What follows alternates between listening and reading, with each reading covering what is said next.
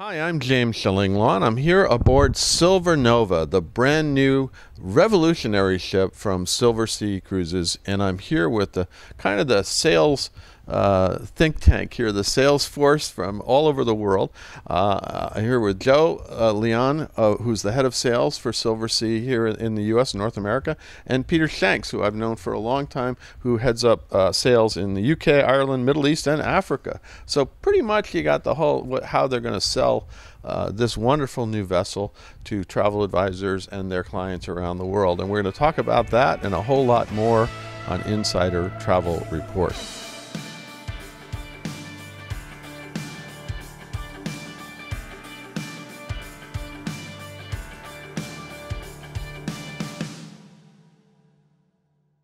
First of all, guys, it's great to be cruising with you. It's a real short cruise for me, but to see this wonderful ship that we've been talking about for so long, and it truly is revolutionary, evolutionary.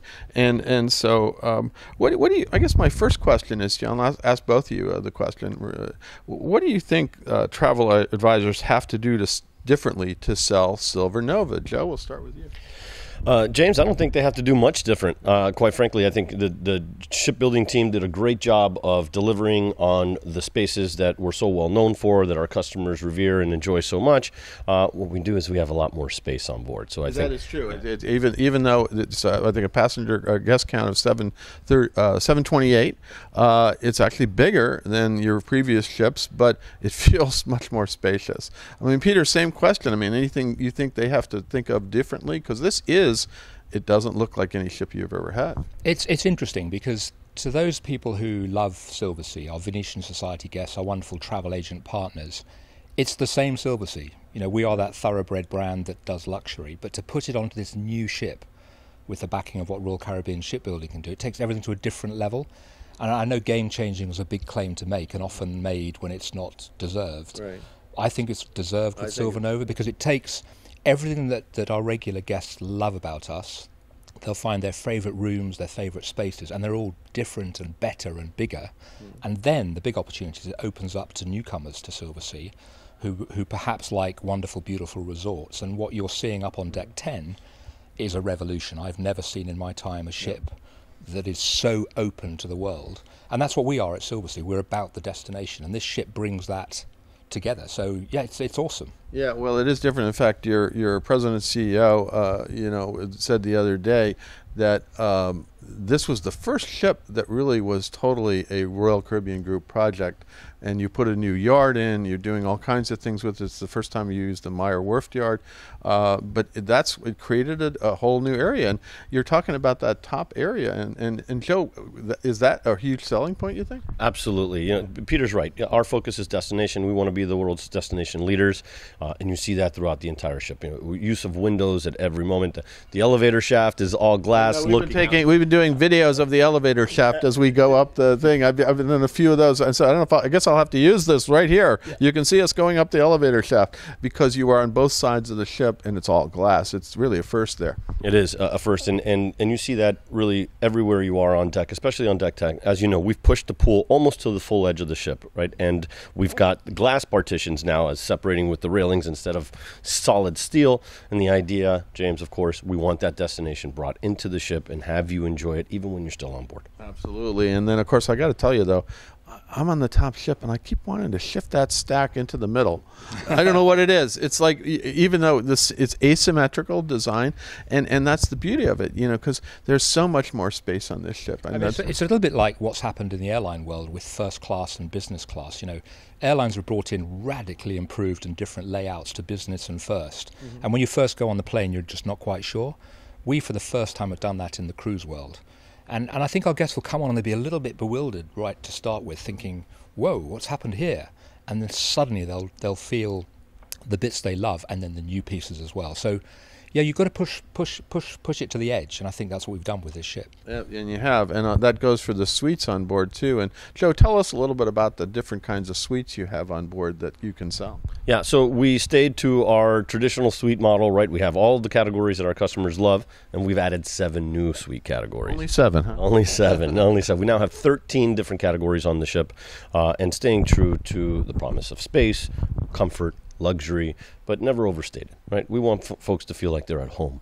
And they do. And the Otium Suite being the headliner of them all, featuring, for the first time ever, we have suites that are facing the back of the ship, giving us access to that really precious real estate, having larger, wider terraces in the back. And on the Otium Suite, you have your private whirlpool right on your terrace. Well, I just had an Otium spa treatment. Do I get to be in the Otium Suite tonight? One day, James. One day. One night. That's one. But it's something to be aspirational about, right? It's funny to talk about new things. Joe was mentioning the back of the ship. We've never had a bar at the back of a ship.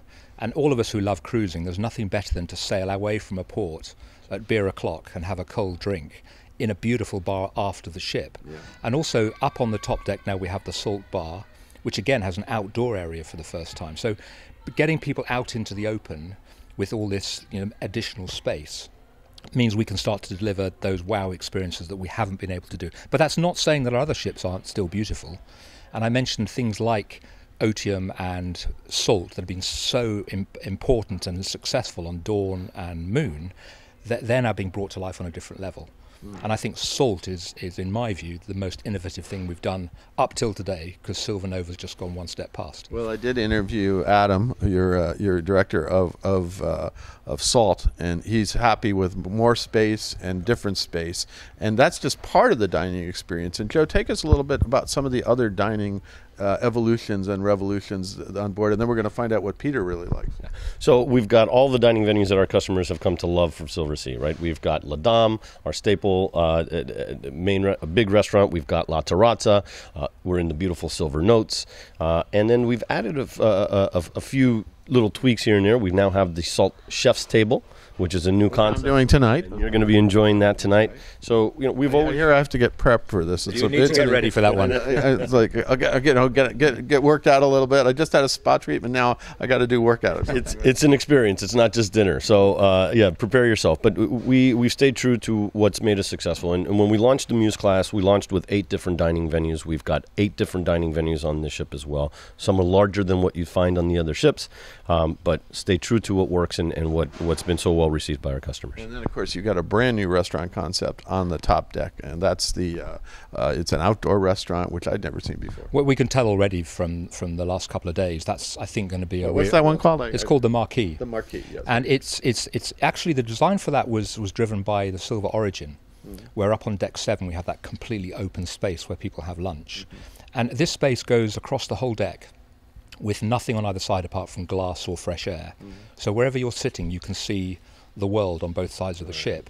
And in terms of what we serve there is we've started something new, which is a breakfast. It's a healthy breakfast. Yeah, that's the only problem I had. As I went upstairs, I said, "You have croissant here?" They said, "No croissant." Well, you can go for unhealthy breakfasts in other restaurants. I know. So I sadly went for the unhealthy breakfast, as much as I should have done the fruit. It brings together, Jamie, it brings together the famous Scapanapoli pizzas. Okay. It brings together It brings together the hot rocks, the traditional grill. I had that. So it gives that variety.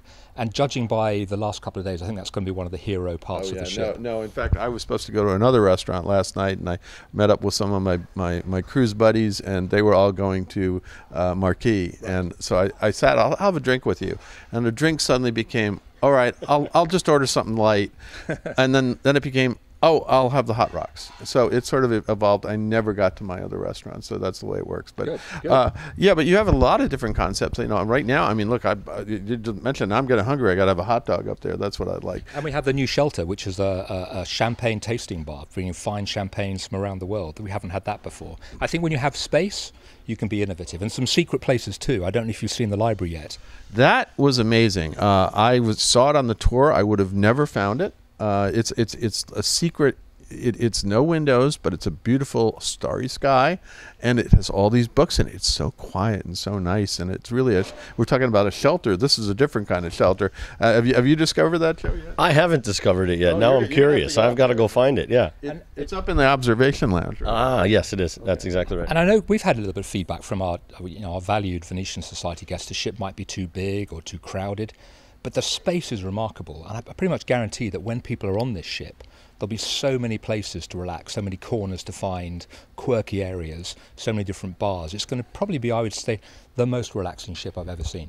There are plenty of places to go squirrel away, not just the library, but all on deck, tons of places on deck. And also this ship is, for the first time, you have like a full theater, and you're going to have sort of a little more entertainment, right? We are. That's the plan. Yeah, we've got some state-of-the-art equipment that we've built in the theater. We've got facilities now to put on maybe higher quality shows, or a little bit more of a production.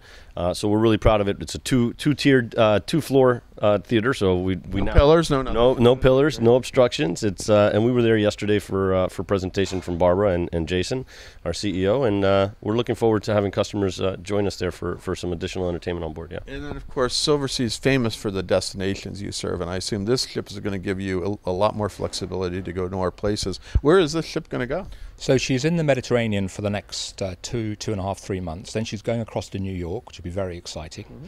Then she's going down through the Caribbean to South America and doing one of our famous circumnavigations of South America.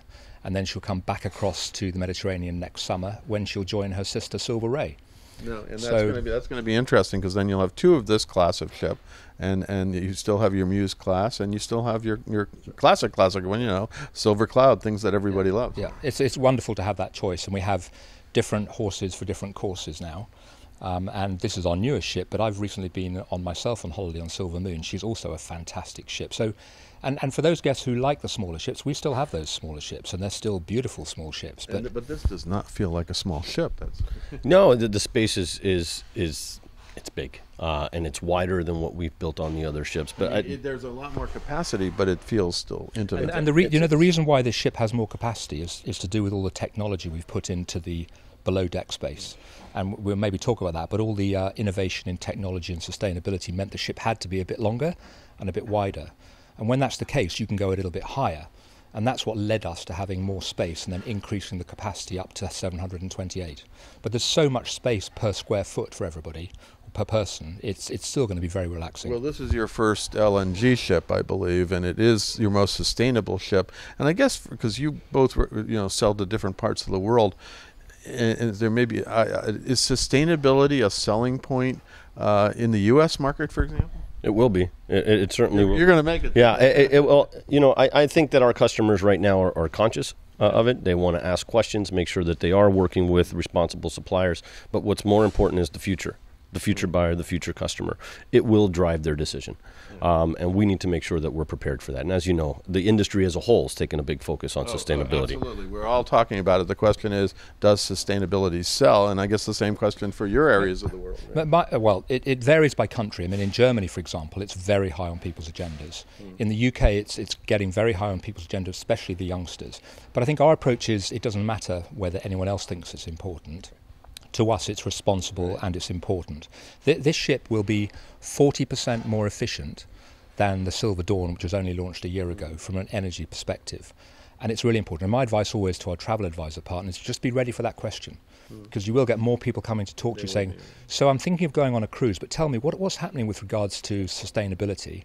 And there are a few really nice stories and facts about Silver Nova that put us to the top of that pile. So our approach, and my personal approach, is it's really important. No matter what anybody else says, we have to be seen to be doing things. Absolutely, and I'm hopefully getting the chance later today to go down into the depths to see a little bit of the engine room and the crew quarters, which I understand are outstanding. Sounds like I want to sign up to do a little crewing here, because they have their own lounges and their own bar. Of course, they always have a crew bar, but I understand they might even have a spa and a damn good fitness center too. So it doesn't sound so bad. Well, the thing I hear and see so much on Silversea is when guests come on board the ships and they meet up with the crew they know from the past. They'll see a lot of them on this ship.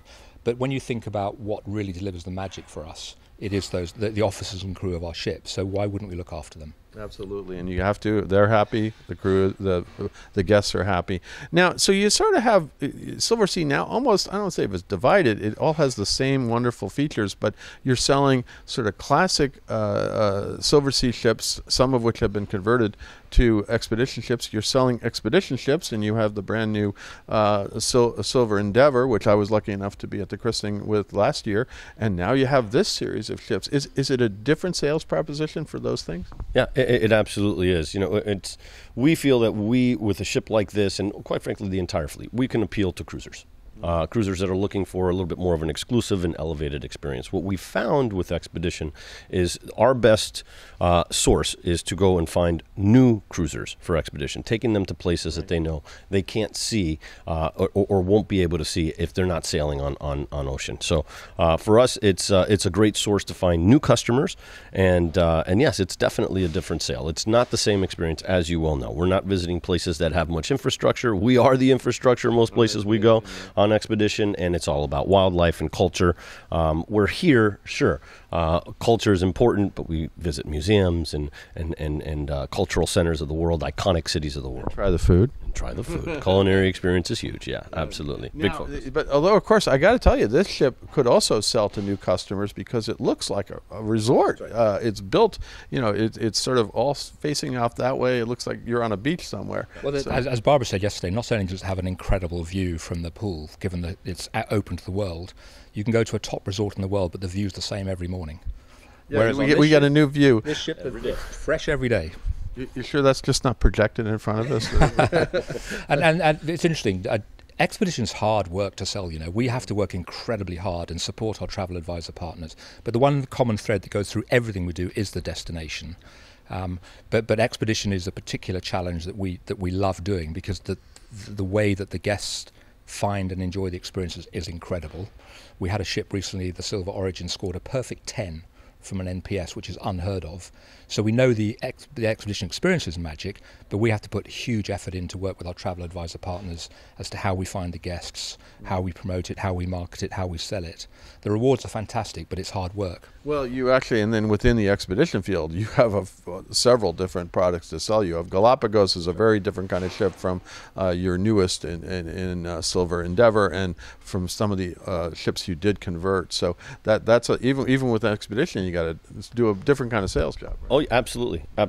And the ships are not just laid out differently. We get there, we deploy differently. You're going ashore on Zodiacs, rubber Zodiacs, so you have guided tours, not just excursions or visiting museums, but you're going off with naturalists. With an expedition team. An expedition team with naturalists, whether they be a marine biologist, a glaciologist, ornithologist, all types of different professions that we have on board. And what's great about the Expedition product is you don't stick to one leader. We rotate leaders throughout the group, so you get an opportunity to get that knowledge from all of the different expedition leaders throughout the voyage. Well, it's I really do remember that on my cruise on Silver Endeavor. They're a great expedition team. I love they're kind of like your camp counselors and professors and everything else, all rolled into one, and buddies, they're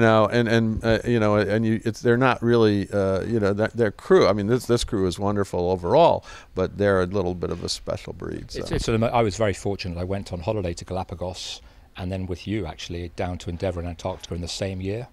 I mean, I cried in both places. It's that emotional when you go to that part of the world. It's phenomenal. And it is an amazing destination. I've been lucky enough to go to both places. Now, anything else, Joe, you want to say we go out about 123,000 travel advisors in the U.S. and Canada. Anything else you want to say to them about this ship and what Silversea is today? Yeah, well, looking forward to welcoming all of your customers on board.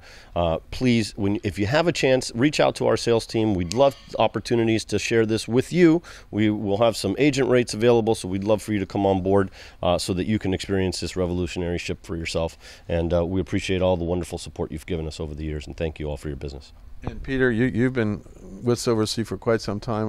What anything else you have to say to the advisors, even the ones we find that international travel advisors look at us too on YouTube, and they see these videos. So. No, I think since the turn of the year, certainly in the UK, 50% of our bookings have come from guests we've never known before, new to Silversea.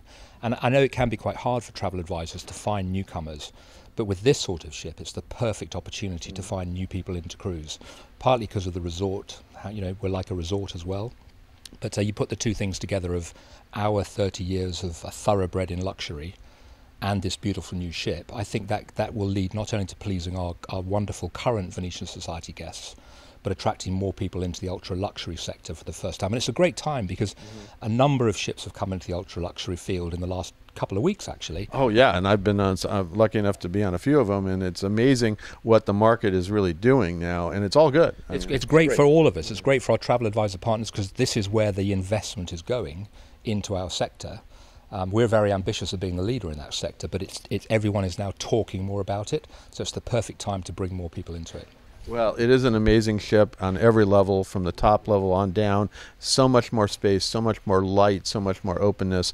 And I will get over the fact that I have this real desire to move the stack into the middle of the ship and move the pool into the middle, because that's what I'm used to. And yet I've been crying for a long time, let's get something really innovative, and that's what. But meanwhile, I'm glad we're going to have more people on, because I do need some more help moving that stack in the center. I don't think I can do it by myself. It's not moving. We're not going backwards. We're going forwards. Good to see you, Joe. You too, James. Thanks. And Peter, wonderful to be always with you on Thank you. cruises here. It's been an amazing cruise. We look forward to bigger and better things from both of you. Thank you very much. Thank you. Thank you all. And I'm James Shillinglaw, and this is Insider Travel Report.